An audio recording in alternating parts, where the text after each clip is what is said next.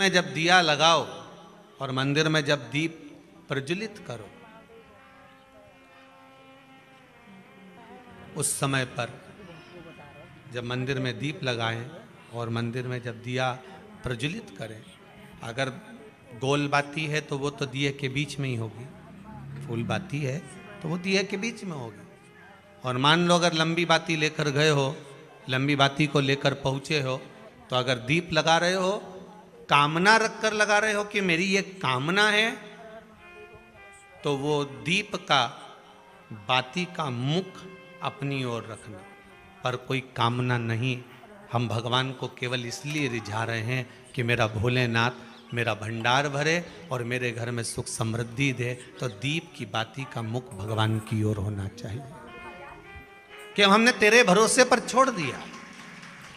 अब हम किसी से नहीं पूछेंगे कि हमें क्या करना है, ये दीप की जो बाती का मुख है वो आपकी ओर है। अर्थात मेरा जो जीवन है, मेरा जो संपूर्ण परिवार है, मेरा जो कुटुंब है, मेरा जो कबीला है, मैं जिस घर में निवास करती हूँ, मैं जिस घर में रहता हूँ, उस घर का संपूर्ण कारभार सब तुम्हारे भरोसे पर है। तो बाती का मुख कहाँ हो गया? भगवान की ओर हो गया।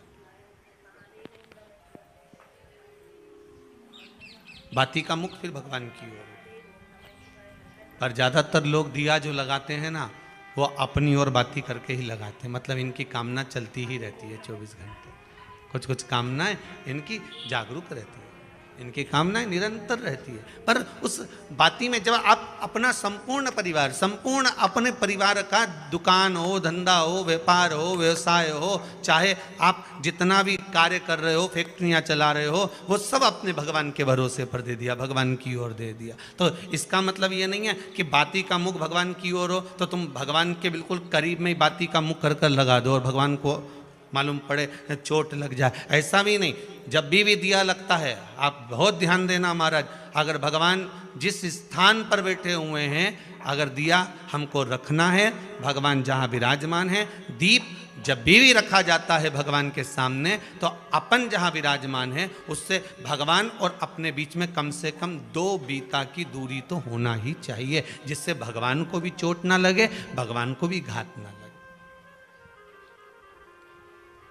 तुलसी महारानी को जो दिया लगाया जाता है वो तुलसा महारानी से दूर लगाना चाहिए। तुलसी के क्यारे में दीप लगाने का प्रमाण नहीं है कि तुम तुलसी के क्यारे के अंदर दिया लगाओ। पहले तो ऐसा नियम था कि तुलसी का जो क्यारा बनता था उसमें एक नीचे अलग से दिया रखने की जगह बनती थी, तो उसमें दिया रख दिया जाता था। आज के ज़माने में इतनी जगह ही नहीं कि वह में रखो, तो लोग वो कुंडा में धर के आ जाए। अब वो कुंडी में रख के आए, मालूम पड़े तुलसी महारानी का पत्ता मुरझा जाता है, तुलसा महारानी भी ऐसी मूर्छित हो जाती है, तुलसा महारानी भी चारों तरफ से वो दिए की लो से जल जाती है। ऐसा दीप लगाने का कोई फायदा नहीं, ऐसे दीप की कोई महत्वता नहीं है। किसी को कष्ट देकर, किसी को परेशान कर कर, देवता हो चाहे आप हो, आप किसी को कष्ट देकर, किसी को परेशान कर कर अगर भजन कर रहे हो तो उसका कोई सुख नहीं है हमारा, उसका कोई आनंद नहीं है। किसी को भी कष्ट देकर अगर आपने भजन भी किया, यज्ञ भी करा, दान भी करा, पुण्य भी करा, सत्कर्म भी करा, भजन भी करा, उसका कोई तत्व नहीं। शाम को 4 बजे से लेकर 7 बजे के बीच में शंकर और पार्वती के भ्रमण का समय रहता है। मेरे देवाधिदेव महादेव और माता पार्वती के भ्रमण का समय, भगवान शंकर पार्वती घूमने को निकले।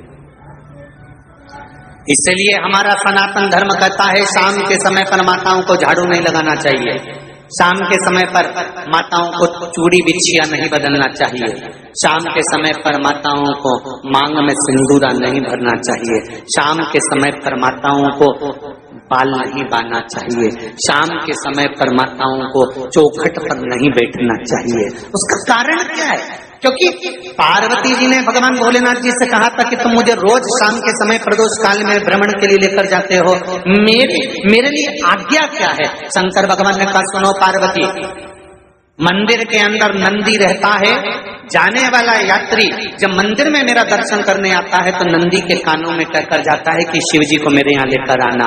मैं नंदी के अनुसार उनके घर जाता हूँ, मेरा काम है उनका कल्याण करना और तेरा काम है उनके घर की नारी को अखंड सौभाग्यवती का वर प्रदान करना, ये तेरा काम। तब पार्वती माता ने कहा अखंड सौभाग्यवती होने का वर मैं तो दे दूंगी, पर उस समय पर माताएं चूड़ी बदल रही होगी, हाथ से चूड़ी निकाल रही होगी, तो मैं वर कैसे दे सकती हूँ? मांग भर रही होगी तो मैं वर कैसे दे सकती हूँ? उस समय पर चूड़ी बिछिया बदला जा रहा होगा तो मैं वर कैसे दे सकती हूँ? उस समय पर झाड़ू लग रही होगी तो मैं लक्ष्मी को वहां कैसे भेज सकती हूँ? आप बताओ। तो शंकर भगवान ने कहा प्रदोष का समय एक ऐसा समय होता है, शाम का समय ऐसा होता है जिस समय पर केवल शंकर और पार्वती की आराधना का समय होता है। हम तो कई लोगों से कहते हैं अगर आपके यहाँ संपदा नहीं आ रही है, बहुत मेहनत कर रहे हो, फल नहीं मिल रहा, कहीं नौकरी, कहीं सर्विस या कहीं व्यापार या व्यवसाय में कहीं तकलीफ आ रही है, हम सबसे कहते हैं शाम का समय पकड़ लो, शंकर जी के मंदिर में दिया लगाना प्रारंभ करो। शिव मंदिर में अगर दिया नहीं लगा रहे हो तो बेलपत्री के पेड़ के नीचे दिया लगा। बेलपत्री और शंकर जी के मंदिर में दिया नहीं लगा रहा तो शंकर जी के मंदिर के बाहर चौखट पर दिया लगा। इतना भी नहीं कर सकते तो अपने घर के बाहर अपने द्वार पर दिया लगा दो, पर शंकर जी के नाम का श्री शिवाय नमस्तुभ्यम बोलकर शंकर भगवान को याद कर कर अपनी कामना कर कर बाबा का स्मरण कर कर पंचाक्षर मंत्र नमः शिवाय, षडाक्षर मंत्र ओम नमः शिवाय, द्वादशाक्षर मंत्र ओम नमो भगवते वासुदेवाय, जो मंत्र तुमको याद है उसका स्मरण कर कर लक्ष्मी हो चाहे नारायण हो चाहे राम हो चाहे कृष्ण हो, स्मरण कर कर शाम के समय बाहर दिया लगा दो, दरवाजे के पास लगा दो। वो सुनेगा जरूर, आएगा तो उसका वेलकम जरूर होगा और वो कुछ देकर जरूर जाएगा। नियम तो बनाओ,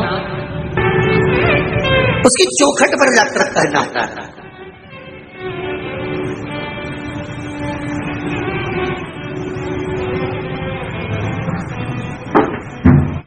बृहस्पति महाराज ने कहा कि शाम का समय जो प्रदोष का समय होता है उस समय पर इंद्रदेव तुम शंकर जी की आराधना करो। शिव आराधना से शंकर जी जो मार्ग प्रशस्त करेंगे, शिव आराधना से जो शंकर जी कहेंगे वो तुम करना, ठीक है? आराधना करी बाबा भोलेनाथ जी।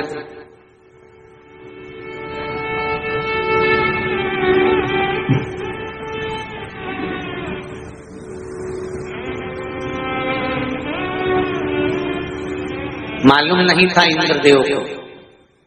बृहस्पति महाराज ने प्रदोष की महत्वता समझाई तो प्रदोष का समय जानकर शंकर जी पर 7 बेलपत्र प्रदोष के दिन इंद्र ने समर्पित कर दी बिना सोचे। कितनी बेलपत्र? 7। प्रदोष का व्रत करो चाहे ना करो, मंदिर में चढ़ी हुई बेलपत्र को उठा लो,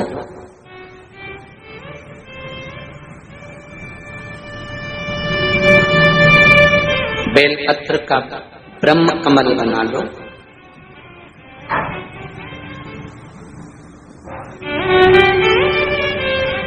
ब्रह्म कमल का मतलब होता है डंडी बीच में रहे, आसपास पत्तियां रहे। 7 पत्ती का ब्रह्म कमल बनाकर, जैसे ये पत्तियां हैं एक जैसी रखी हुई हैं तो इसको फैलाइए, 7 पत्ती को आपस में फैलाकर ब्रह्म कमल बनाए।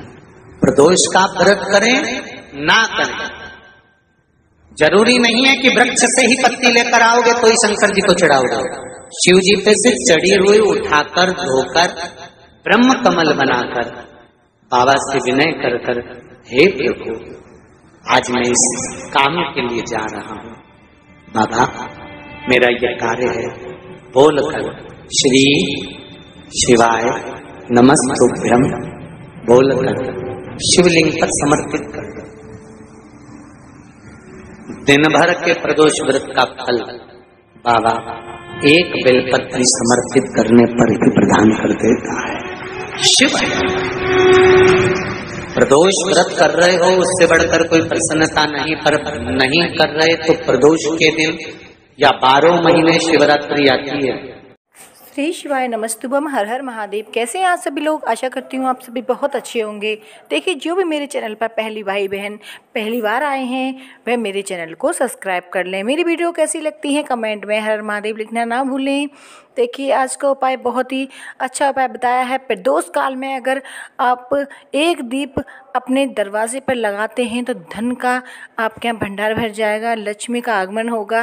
कहते हैं प्रदोष काल में शिव पार्वती भ्रमण के लिए निकलते हैं तो नंदी के कान में जाकर अगर आप मंदिर जाते हैं तो उनके कान में अवश्य कह के आएँ कि भ्रमण के लिए आप शिव जी और पार्वती को लेकर आते हैं प्रदोष काल में शाम के टाइम, तो हमारे यहाँ अवश्य लेके आएँ। तो ऐसे कान में कह के आना है नंदी के कान में, और आपको आना है घर। शाम को आपको एक दीप लगाना है, शाम को अपने दरवाजे के पास लंबी बाती का लगाना है घी का, और आपको प्रज्वलित करते समय यही बोलना है कि हे नंदी बाबा, आप शिव जी पार्वती को भ्रमण करने के लिए लेके आए हैं तो हमारे यहाँ उनको लेकर अवश्य आएँ। पृथ्वी पर प्रदोष काल में शिवरात्रि में एकादशी पर शिव पार्वती पृथ्वी पर भ्रमण के लिए आते हैं, तो इसलिए आपको दरवाजे पर एक घी का दीपक अवश्य ही लगाना चाहिए। इससे आपके यहाँ धन में बरकत होगी, आपके यहाँ धन संपदा खूब बढ़ेगी, कोई भी कष्ट बीमारी नहीं रहेंगी, आपके धन संपदा की जो भी कमी है वो कमी पूरी होगी। जिस व्यक्ति के यहाँ धन की बहुत कमी है, कष्ट बहुत ज़्यादा है, विपदा आ पड़ी है, समझ नहीं आ रहा है क्या करें, तो प्रदीप मिश्रा जी ने शिव पुराण में बता दिया है कि अगर आपके यहाँ ये सब परेशानियां हैं तो आप एक उपाय अवश्य कर लें। प्रदोष काल में एक दीपक अवश्य लगाएं। देखिए अगर आप मंदिर नहीं जा सकते या आप शिवालय नहीं जा सकते, बेलपत्र के पेड़ के पास दीप नहीं लगा सकते, तो एक अपने दरवाजे पे अवश्य ही लगा दें। देखिए वैसे बहुत ही शुभ उपाय बताया गया है कि बेलपत्र का पेड़ अगर आपको कहीं मिल जाए तो उस पर एक दीप प्रदोष काल में आप शाम के टाइम ज़रूर लगा कर आएँ। इससे आपके यहाँ जो भी धन की कमी है वो पूरी हो जाएगी, जो भी आपके यहाँ कष्ट है वो समाप्त हो जाएगा, आपकी जो भी मनोकामनाएं वो पूर्ण अवश्य ही हो जाएंगी। प्रदीप मिश्रा जी ने अपनी कथा में ये भी बताया है, उनका ही उपाय सुनकर मैं आपको बताने का प्रयास कर रही हूँ। जो भी व्यक्ति प्रदोष काल में शाम के टाइम मंदिर जाकर एक दीप लगाए, जो भी अपनी कामना है, कामना को जानकर आपको रखकर अगर दीप लगानी है तो वो लंबी बाती का दीप अब लगाते वक्त उसका मुख अपनी तरफ कर कर ही लगाएं। अगर कोई कामना नहीं है, वैसे ही आप शिव जी को रिझा रहे हैं, आपके यहाँ धन संपदा हमेशा रहे, आपके यहाँ सुख शांति बनी रहे, तो आप उस दीप का मुख शिव जी की तरफ कर दें। अगर आपकी कोई कामना है तो उस दीप का मुख अपनी तरफ लगाएं, लंबी